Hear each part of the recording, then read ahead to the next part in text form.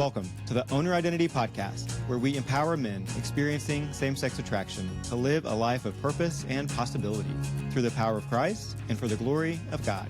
My name is Jason Meller. I am so glad you're here. Come on in, have a seat. Let's go.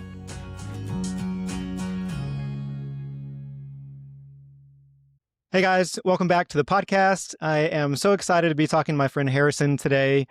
Harrison wrote a book called Bent on Men that touched my heart in a deep way. We are going to dive into that, into his life, and we're going to cover a variety of topics today. I don't know what I'm going to call this episode because I think we're just going to have fun talking back and forth about things that apply to all of us. Harrison, welcome to the podcast. Thank you. I just want to say, Jason, that it's an honor to be here.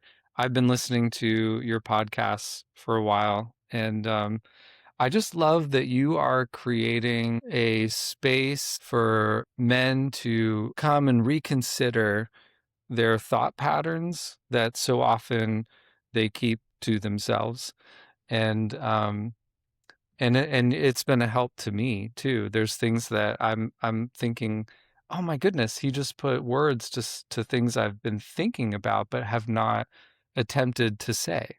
And it gives me permission to reframe things that need reframed, and then a vocabulary to share with other people. You know, I've been thinking these things and I want to grow out of that. I want to think a different way about myself. And so I just want to thank you for the work that you're doing. It's really important. And thank you so much. I appreciate that. That's exactly how I feel about the book that you wrote. You do it in a way that is set up into tiny scenes.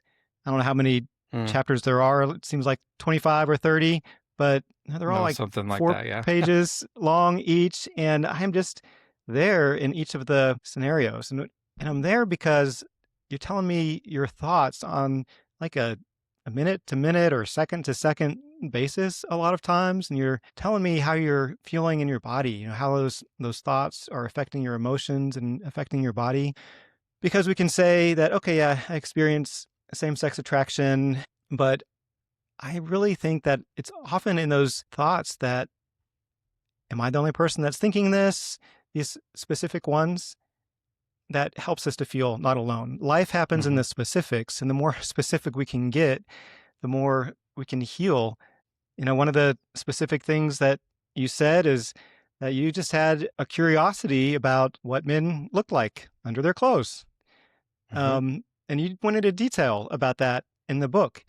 You talked about the age you were when you first started thinking that and how that felt, you know, to be having those thoughts, because it can be the story we tell ourselves about what we're thinking that is sometimes the most damaging thing.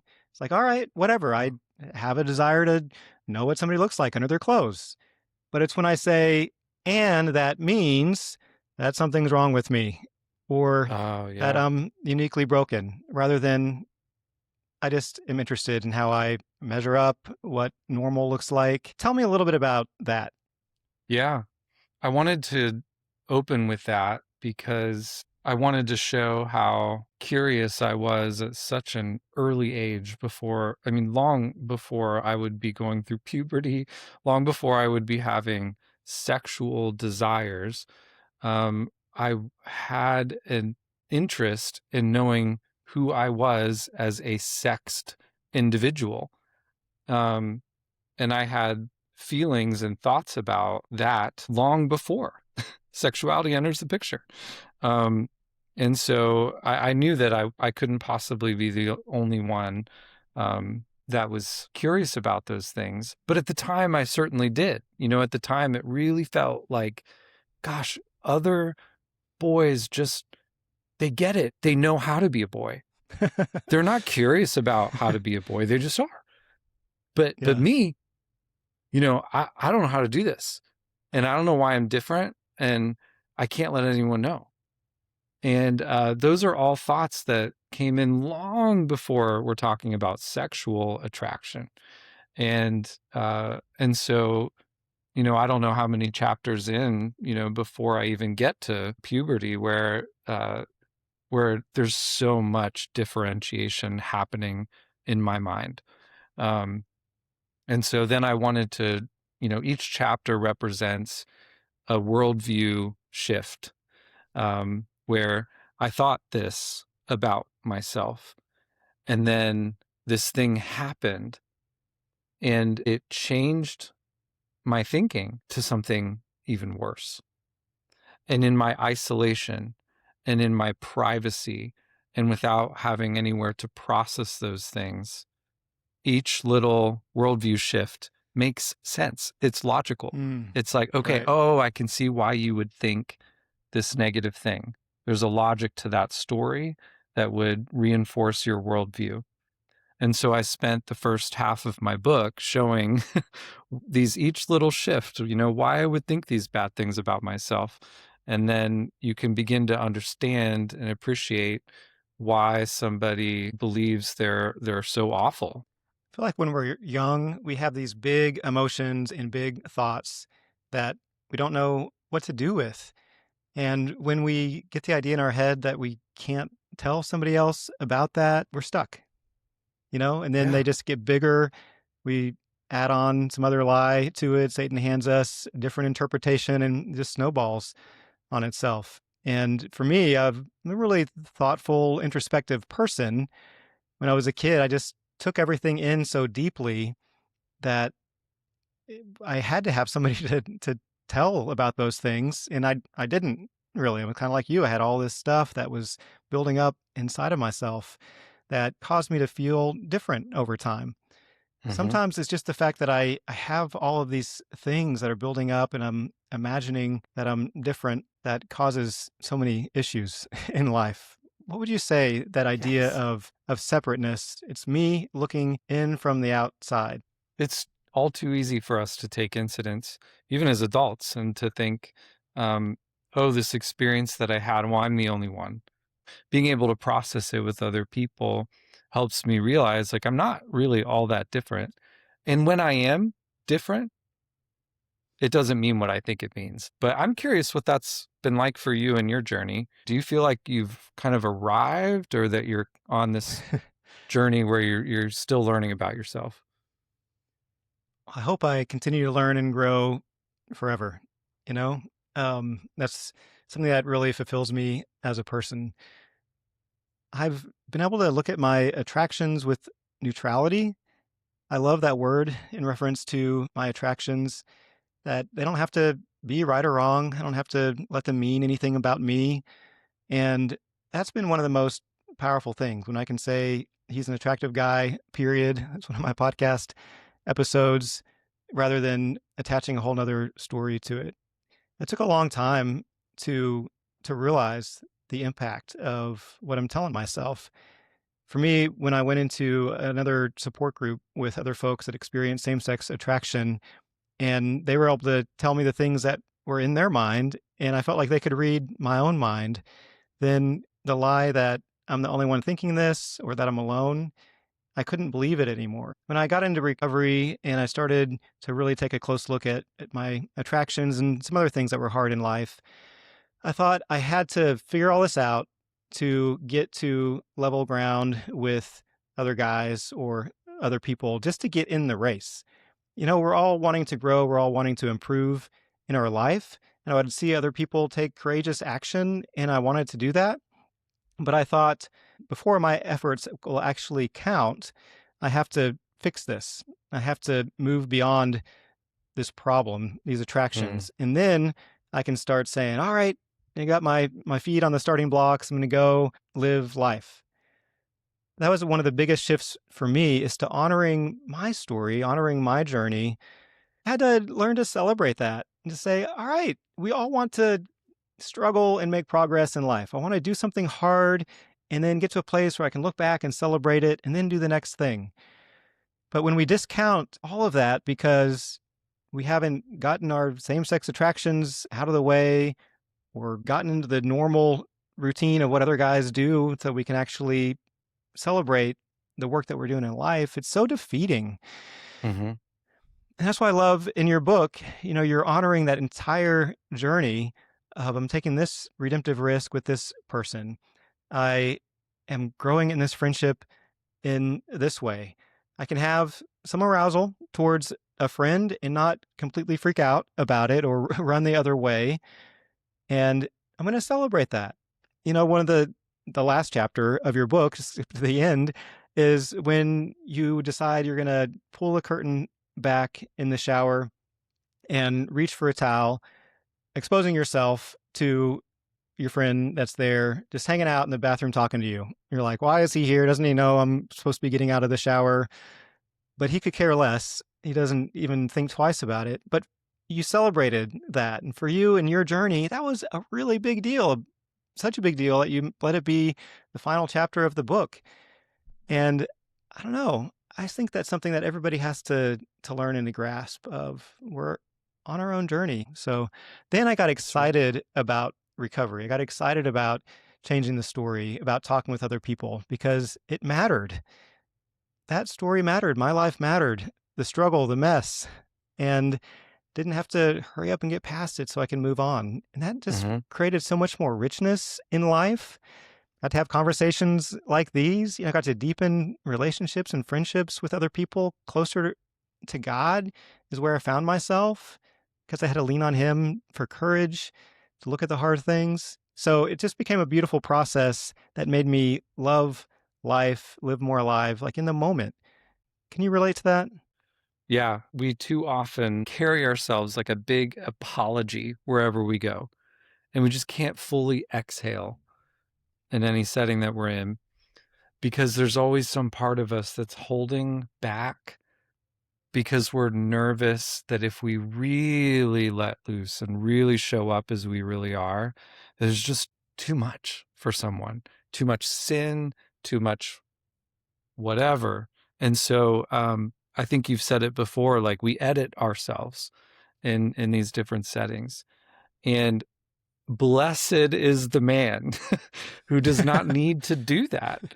Um, and we don't need to do that because of what Christ has done for us. And and I think that to edit ourselves and to hide ourselves, um, and to try to fix ourselves before we can be loved and accepted is just a mockery of what God has done for us. And yet we do it. We do it impulsively without even realizing it. But I think all of us know what a redemptive risk looks like and can process that with God and say, what is it that you would have me do that would show off what you're trying to do in me, that would force me to lean in a little bit on my faith. Um, so that's something worth considering. And I still do that. I still think like, okay, God, what do you want me to do to show off what you've done in me?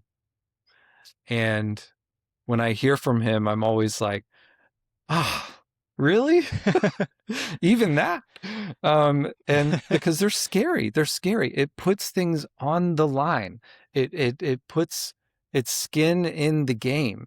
And we can do it at a very slow pace. This doesn't mean we have to race through redemption. I mean, we have plenty of time to grow, and we have many setbacks.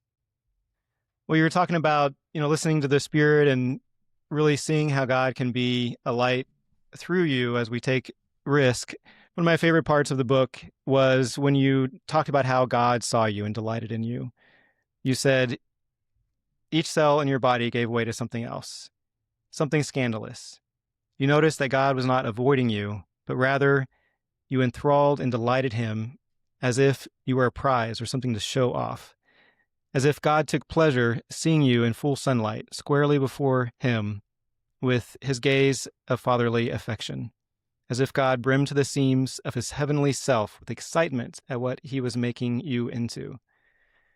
I love the idea of God getting excited about us, about who we are, about how he's created us to be, about what may be possible for us in the future, what he has in mind. What would it be like to see that as a greater reality? man, God is really jazzed up about who I am. He's created me in his image. He said that I am good. He's saved me. He's redeemed me.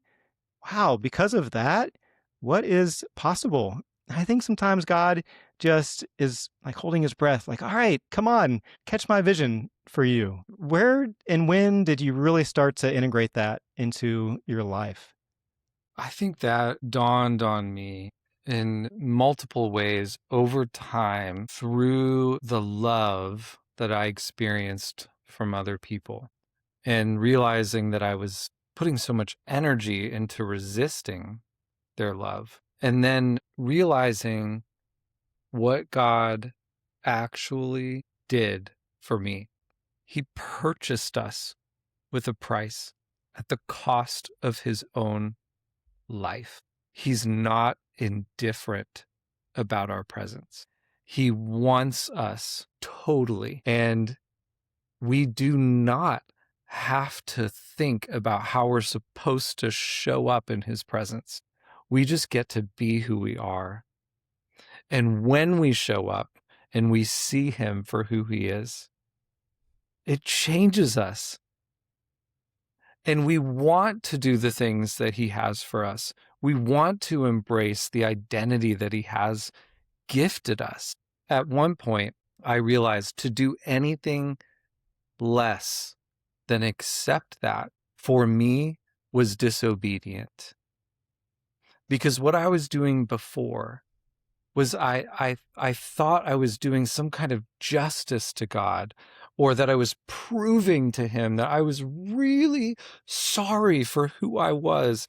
If I could just do my own penance, if I could just make myself good enough in his presence, then he'd really know that I felt so bad about who I was, and that then he would love me.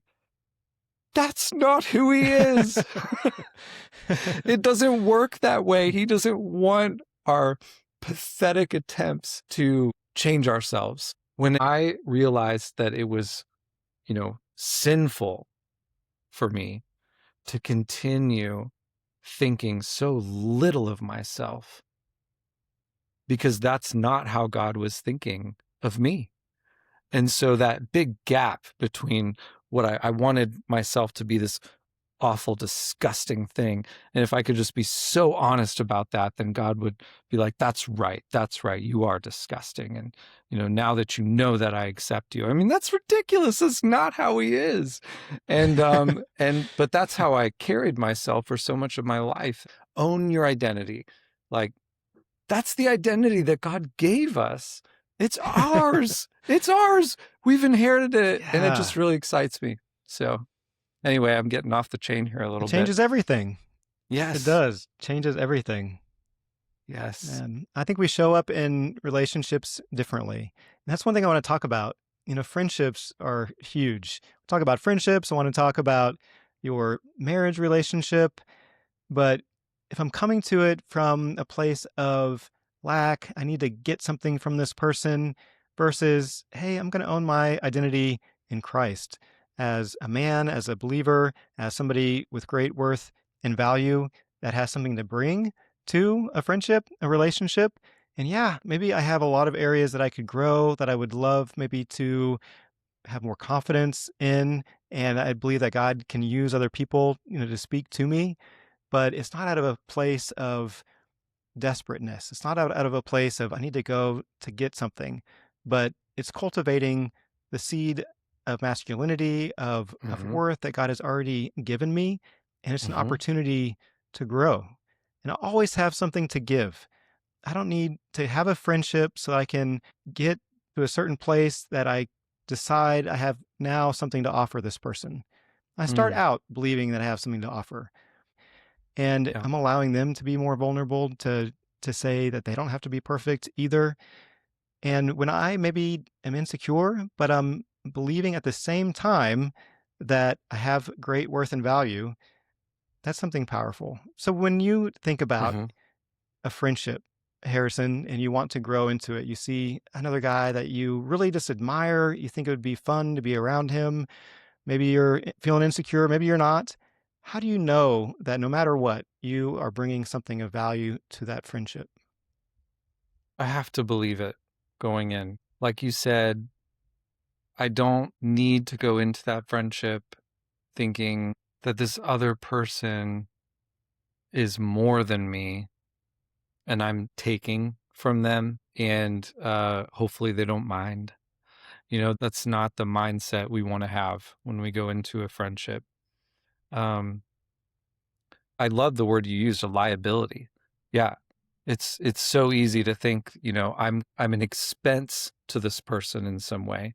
I'm costing their time, I'm costing their energy. They'd probably rather be doing anything else than spending time with me.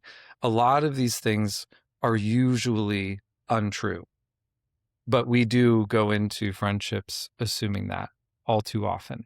When you go into a friendship, it's best to go into it thinking, two things. I am worth it for this friendship. It's okay for me to ask of things and to be needy. And then the second thing is it's okay for me to contribute and to serve this other person. They probably have something that they need from me, and I'm not too unimportant to offer that. But I think sometimes we go into friendships without either of those things. And that's when we slip into a position in the relationship where the other person, they can just sense that. The insecurity is just so overwhelming and large that they don't even know what to do with it. And they can immediately tell, like, this person has so much need that I don't even know where to start. And it just is a spiral downward where we're like, oh man, they're so much better than I am. I'm such a liability to them. Um, and so I think you got to go into it with the right mindset and belief. It takes some faith. I can go to God first. I think that's the important thing is go to God first. Say, I would love to enjoy the presence of men doing things that, I don't know, I didn't feel comfortable doing. I would love that, God. And, he's going to bring the opportunities if that's what he wants to happen.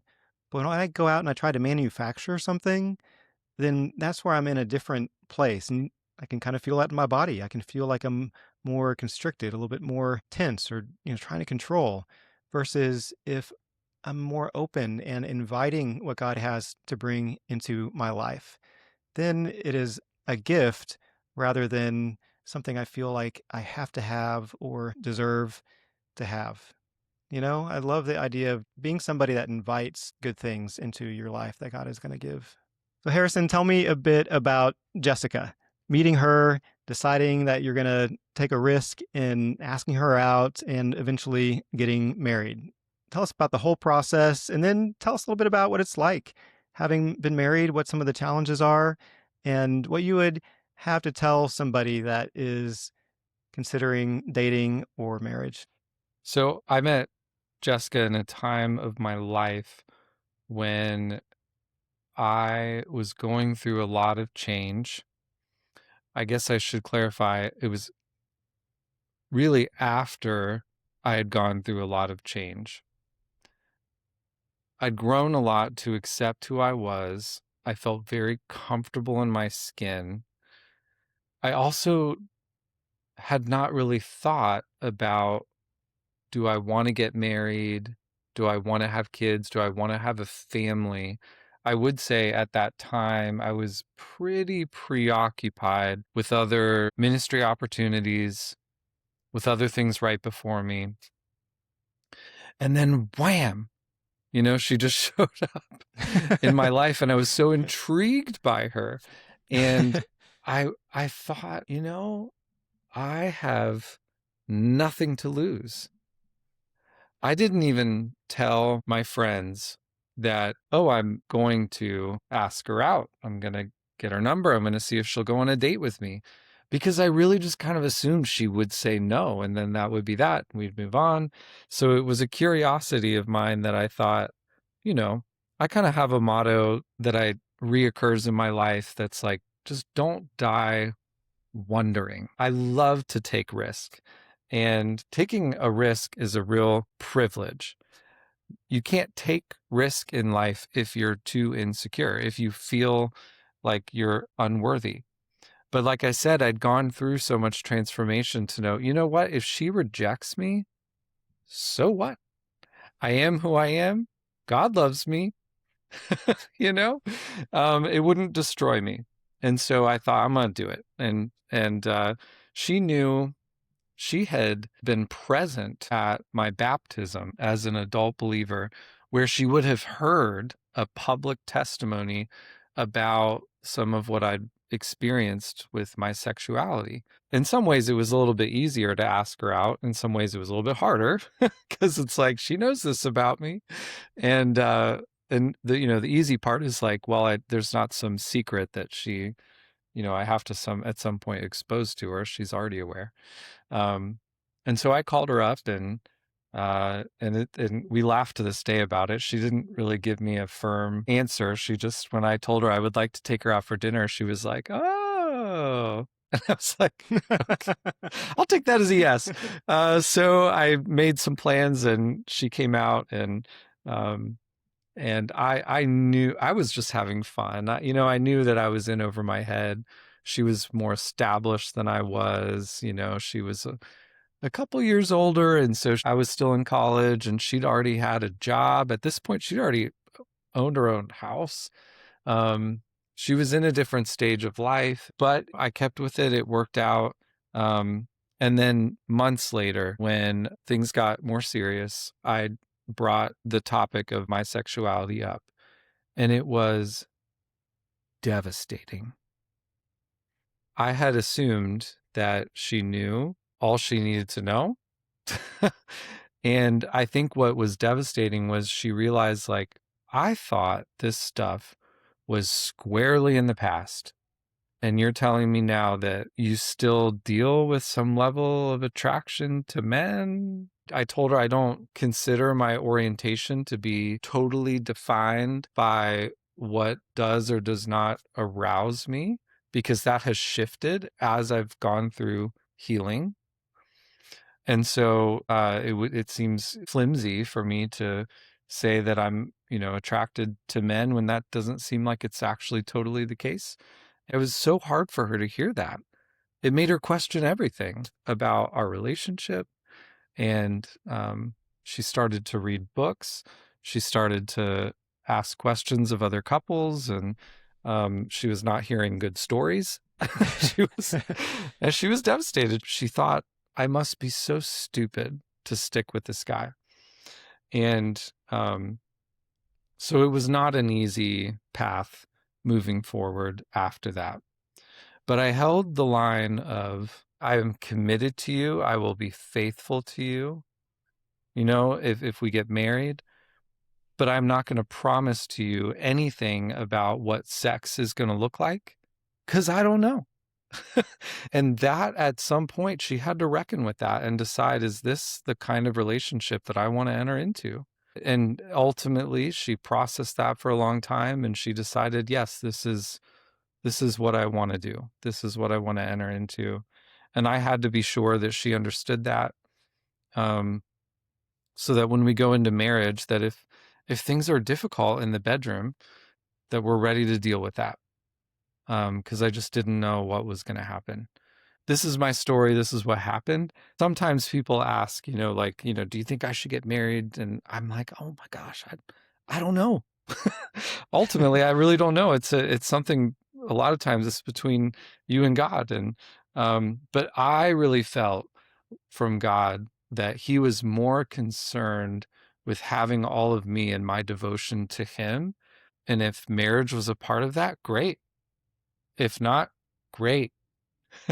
It didn't feel like something that God was calling me to or deterring me from. It felt like marriage could work out either way, as long as I was faithful and honest and all these other things, that then I was the man of God that I was supposed to be. And there are just other things that they're just outside my control. Once you get married, and even then once you start having kids, I don't know if this has been your experience, but people kind of forget that this is what I've dealt with, that SSA is a part of my story. So what's that been like for you, if you don't mind sharing? when I gave up the need that I had to get married, that it was something that was just okay to be in God's hands and I could kind of take it or leave it. It seemed like it would be a nice idea, but I didn't know, how exactly that was going to work. When I got to a place of just believing that God was good either way, that life was going to be full either way, I could breathe and relax a little bit more. And Mhm. when I was able to relax, that's when my wife walked into my life and turned my head, honestly, just Yeah. similar to how you described with Jessica. And then I wanted to know her more, just like you said Mhm. as well. Mhm. And so I was willing to say, all right, maybe I don't think kissing is all that awesome. At least I haven't in my life, but I still want to know her more. And I'm going to talk to her about that. I'm going to get to know her, and then for me, just kind of one thing led to another as an opportunity to get to know her more. Um, and then I also think that it's not that we have to consider our same sex attractions all going away and we're getting opposite sex attractions. I kind of feel like they're on two tracks. When Mm. I had attractions to guys, it was because I felt like I had a need for something that they had. Like I was lacking something and they needed to fill it.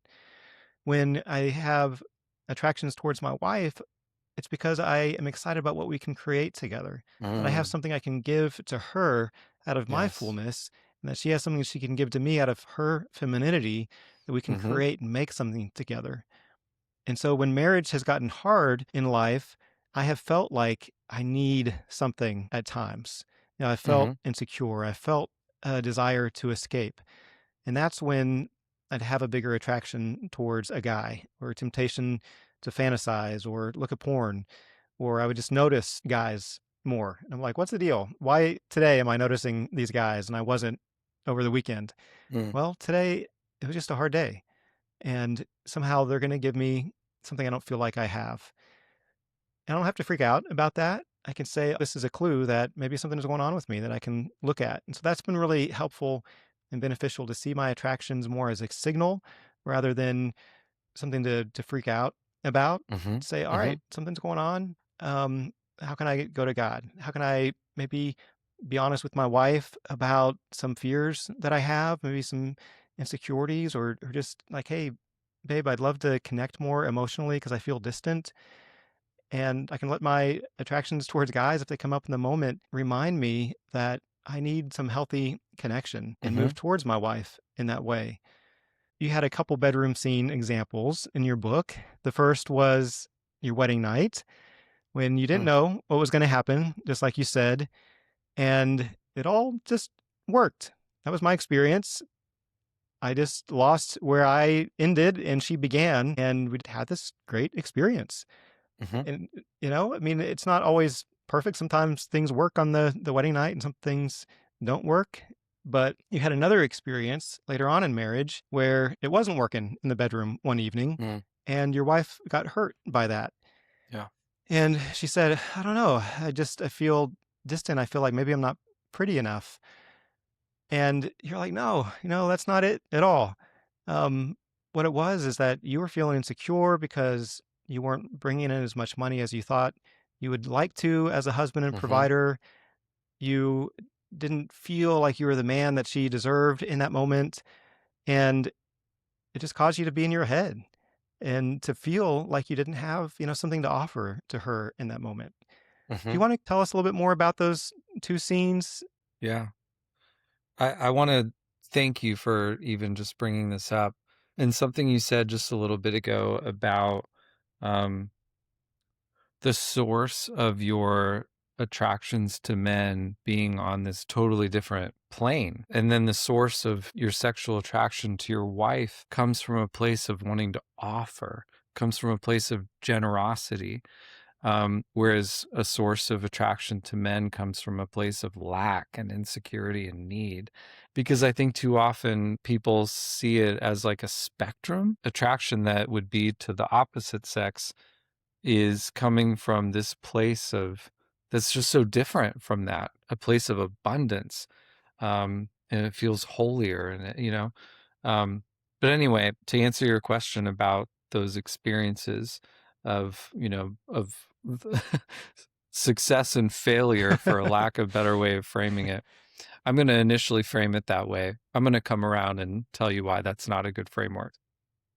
Both of those situations are intensely vulnerable moments with your spouse.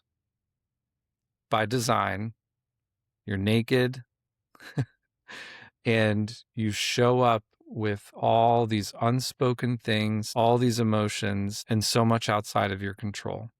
They're both intimate experiences that are important and integral to a relationship. How we react to those moments is how those relationships are defined and reformed and formed. Leading up to our wedding night, I had heard so many stories from other men about just how awful their wedding night was, for a whole variety of reasons. And these are men who have not had a same sex thought in their life. And I came to realize, like, that's just, sex is difficult, actually. Movies and our culture would lead us to think that if you're doing it right, it's just natural and the chemistry's there and it just happens without thought. But to exclude the other moments where you show up and it's difficult and it's uncertain, and that is all just a part of relationship, and it's a part of intimacy. And so navigating those experiences together without quitting on each other and without blaming and um, is what helps us grow. Yeah, they're both an opportunity to be vulnerable and intimate. And that's Hmm. what it's about, right? Always going deeper. And I think you and Jessica had a good conversation later on about that experience, and you were able to get out of your head and your blood started flowing again and it worked out. So y'all can read the rest of the story in Harrison's book, Mint on Men. It is a raw account of many different parts of his life. I loved every word of it, every turn of phrase. The book says Bent on Men, a memoir of taboo feelings, fraternal curiosities, and faith. Eavesdrop into the unguarded mind of a husband and father who came of age bent on men. So powerful. Harrison, I just want to thank you for putting this out there, this book, and coming on to this platform today, being able to help other guys know that they're not alone. They are not unique in the thoughts that they think, the concerns they have about friendships, marriage, and I just love talking with you. What would you say if you were sitting in your office and a young guy came in, knocked on the door, and said, "Hey, Harrison, I am attracted to guys. I've not told anybody about this. I don't know what to make of it, but I need some help." What would you tell him? When that happens, I thank them for taking a huge step of vulnerability. It takes just a ton of courage to even just say that. Um, And so I want to acknowledge that to anyone that wants to step into the light about what they're truly feeling. Um, takes a lot of courage. So that would be the first thing. Um, but then secondly, I would just want them to know that the love of God for them is so great, so enormous, that they have likely spent a lifetime resisting God's love, excusing themselves from it. I acknowledge that this is so many people's experience. And so I would just remind them that God loves them even now, in the state that they're in the confusion that they're in, without needing to sort anything out, without slapping labels on their life, without making rash decisions about relationships and who they're going to tell and who they're going to come out to, or whatever language they want to use. Just slow down and just accept that God loves you as you are and you are made in his image. That's where I always like to start, because if we move past that too quickly and start trying to enter into a phase of discernment and decision making without soaking in God's love for them, um, they're not going to make good decisions. It's a Thanks for great that place to question, start, Jason. Yeah. starting with the love of God. Everything flows from there. Yes. You guys can learn more about Harrison at harrisonbly.com. And remember, you're not defined by your same-sex attractions. You are defined by the one who calls you his. Take care.